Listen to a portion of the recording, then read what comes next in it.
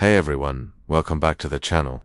Today, we're diving into a big idea, a thought experiment really, aimed at one of the biggest innovators of our time, Elon Musk. We all know the ambitious plans for colonizing Mars and returning to the moon, but what if there's a different, perhaps more efficient, way to lay the groundwork for humanity's future in space? Let's call this the robot's first strategy. The biggest hurdle in space travel isn't just getting there. It's the immense energy and resources needed to escape Earth's gravity, and then safely land heavy payloads on another celestial body. Every kilogram counts. So, instead of sending crews on these initial high-risk missions, why not send a dedicated robotic workforce first? Picture this, a series of launches, but instead of carrying people, these rockets are packed with advanced construction robots and essential supplies. The first rocket could carry specialized communication gear to create a robust, high-bandwidth network around the moon. This isn't just for sending pretty pictures back home. It's the nervous system for our entire robotic operation, allowing for real-time control and coordination from Earth. The second wave of rockets brings the builders. These aren't just rovers with little arms. We're talking about sophisticated robots designed for one purpose: construction. Their primary mission: to build retractable communication and landing towers on the lunar surface.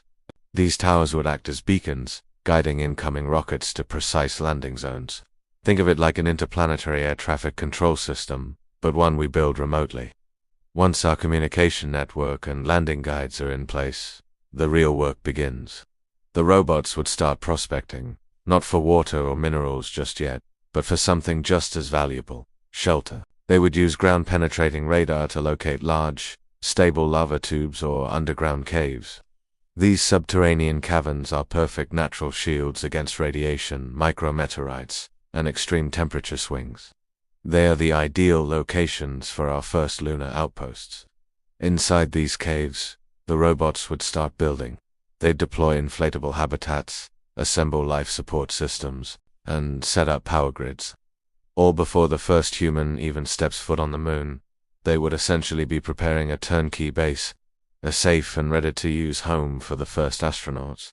But here's where it gets even more interesting. How do we solve the landing problem? Landing a massive rocket like Starship is a feat of engineering, but it's also risky. So, let's rethink the process. The robots would construct a massive landing and retrieval system.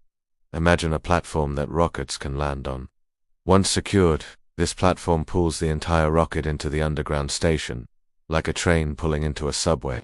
This protects the valuable hardware from the harsh lunar environment and makes refueling and maintenance infinitely easier. And what about rockets that miss the platform or need to land elsewhere? That's where our robotic tow trucks come in. These heavy-duty vehicles would be capable of driving out, securing a landed rocket, and towing it back to the main base. This creates a safety net and a logistics system that makes the entire operation more robust. The core of this idea is to shift the heavy lifting both literally and figuratively off primary. The primary goal of our rockets becomes simply to escape Earth's gravity and get into lunar orbit. From there, a fleet of reusable space tugs, or our lunar tow trucks, can handle the final, delicate descent and transport. We're breaking the problem down into smaller, more manageable pieces. By having robots build the entire infrastructure first: the communication network, the landing pads, the underground stations, and the transport systems, we dramatically lower the risk for human explorers. When the first crew arrives, they won't be landing on a desolate, dangerous rock. They'll be arriving at a fully operational, safe, and shielded base, ready for them to begin the real work of science and exploration. So, Mr. Musk, what do you think?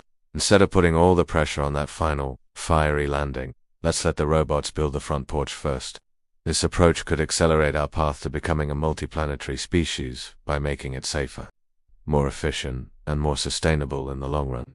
It's a huge undertaking, but it's the kind of big thinking that changes the world. What do you guys think of this idea? Drop your thoughts in the comments below. I'd love to hear your take on it. If you enjoyed this cosmic thought experiment, be sure to hit that like button and subscribe for more. Thanks for watching, and I'll see you in the next one.